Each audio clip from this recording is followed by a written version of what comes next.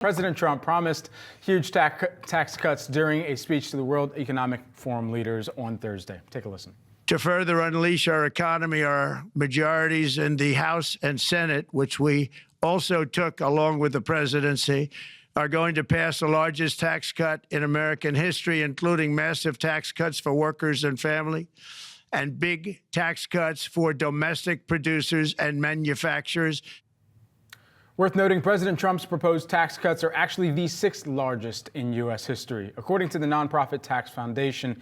Here with more on how these tax cuts will play out and what will be needed for them, we're joined by Brady and Duke, who is the Senior Director of Economic Policy at the Center for American Progress, and former Representative Kevin Brady, who previously served as the chair of the House Ways and Means Committee and was the main architect of the 2017 Tax Cuts and Jobs Act. Great to have you both here with us this morning. Former Representative, I want to start with you. As you think about what is going to be necessary to get a Tax Cuts and Jobs Act, TCJA 2.0, over the line, what are the critical keys to bringing that together? You know, I think clearly the Trump tax cuts worked from the standpoint of economic growth, bringing investment back to the United States, and record wage growth, especially in those first 3 years pre-COVID. I think the key here is to lock in really the growth in that tax code going forward, making permanent some of the key business provisions that have begun to lapse. That's very key. But I think for Congress, you know, finding a path forward on extending or making permanent the middle-class tax cuts, certainly the child tax credit issues, and the small business pass-through tax cuts, all very important. Right now, they're taking the first step, which is working with the president to identify his priorities in TCJA 2.0, as well as identifying a bill, a reconciliation, a budget bill that would allow them to pass tax reform later this year. They've set a pretty aggressive timetable for doing that, but they're in those conversations now among themselves and with the president to really identify the framework to move forward. So, Congressman, even with the very narrow majority right now within Congress, you think they will be able to gain that necessary support?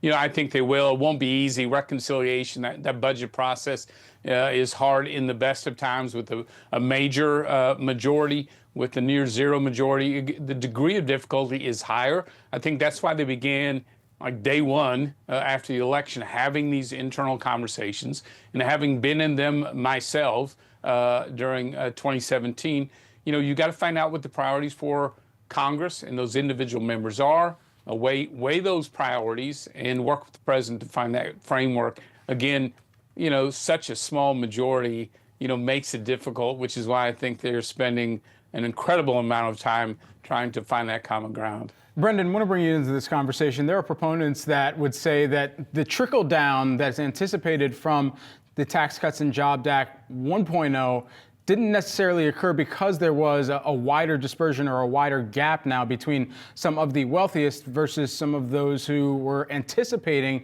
for tax cuts to positively impact them, but didn't also have the same ability to use some of those savings from tax cuts to invest in the stock market, to have other forms of wealth management and wealth building as well. Just want to get your reaction and your anticipation to what 2.0 will do to narrowing that gap. Sure. I think the key thing is tax cuts are not free. They are going to drive up interest rates. If we put them on the nation's credit card, it means we are going to cut Medicaid or other healthcare programs to pay for them, or tax every imported good coming into the country. So I think that's a critical part of it. And when the Congressional Budget Office did an analysis of extending those tax cuts, they actually found it would reduce growth in the long run because of those higher interest rates, as Americans are paying more for our mortgage, as housing investment goes down, driving up housing costs, et cetera. So I think the key thing is that these are tax cuts very tilted to wealthy people. The average tax cut for the top 1% is $60,000. But low and middle income families are going to end up paying for it when it comes to the grocery store, when it comes to their credit card bill, or when it comes to, you know, going to the doctor's office. Congressman, what's your response? Well, most economists use percentages as the fairest measurement, and from that standpoint, certainly TCJ was weighted to the lower and middle income taxpayers. Actually, the burden of overall taxes increased by almost a quarter for the higher wage earners, reduced by almost the same amount for the lower and modest wage earners, and real wage growth, which is really what we were shooting for. We wanted higher paychecks, higher growth, more jobs. But in the first 2 years after TCJ, real wages grew by over $6,000 on average. That was more than the past 10 years combined.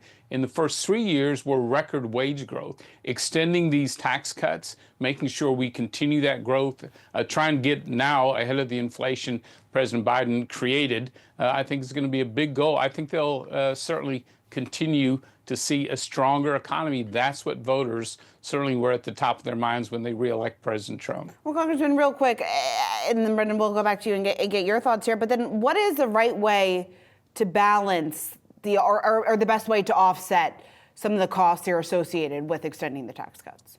Yeah, so as you may remember, the tax cuts in 2017, about $4 trillion of it was paid for with the president signing the bill. We built in that in the tax reform. We saw record growth, especially among corporations, revenue to the federal government afterwards.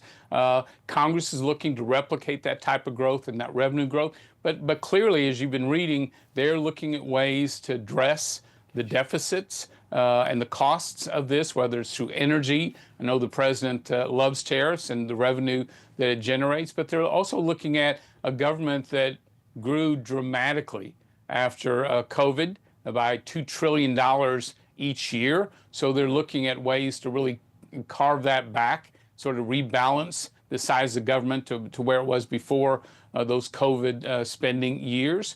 And they're serious about trying to address the deficit numbers going forward. Brendan, with the time that we have left, earlier this week we spoke with Mohammed El-Arian, president of Queens College, Cambridge, about the economic dispersion in the United States, the idea that the economy is doing well, but it's not being felt equally. I want to play this clip and get your reaction on the other side.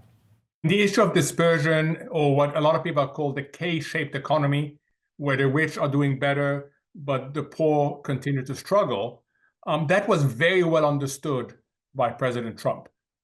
And that is the reason why the electorate didn't appreciate the economic exceptionalism that everybody talks about, that is strong US growth, because the benefits of that growth were not shared widely. So would an extension of the 2017 tax cuts and cuts to social welfare programs, in addition, at the same time, because we have the compounding and conflicting of whether or not we might see tariffs get rolled out as well, would that worsen the divide?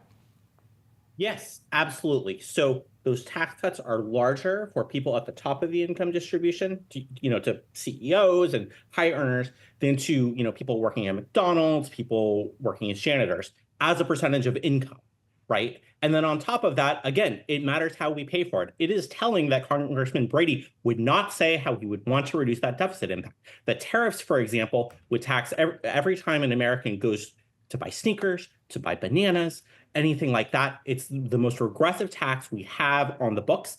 President Trump seems like he wants to double down on that and really just pay for tax cuts for wealthy people by making it more expensive for working and middle class families to go to the grocery store. I don't think that's why he won the election. Congressman Brady, we only have 15 seconds. Your response? I think it's important to watch this play out. Certainly, I think you're seeing pretty healthy discussion on how the president uses tariffs, whether for leverage to address unfair trade practices or in broader mechanisms. They're having those conversations today. I think it's right to be strategic. I'm not a tariff advocate for any president, but I think it's right to have that thoughtful, healthy debate before the president makes those moves as he's doing. Kevin, Brendan, thanks so much for taking the time here with us today. We appreciate it. Good to see you. We'll continue to monitor as well.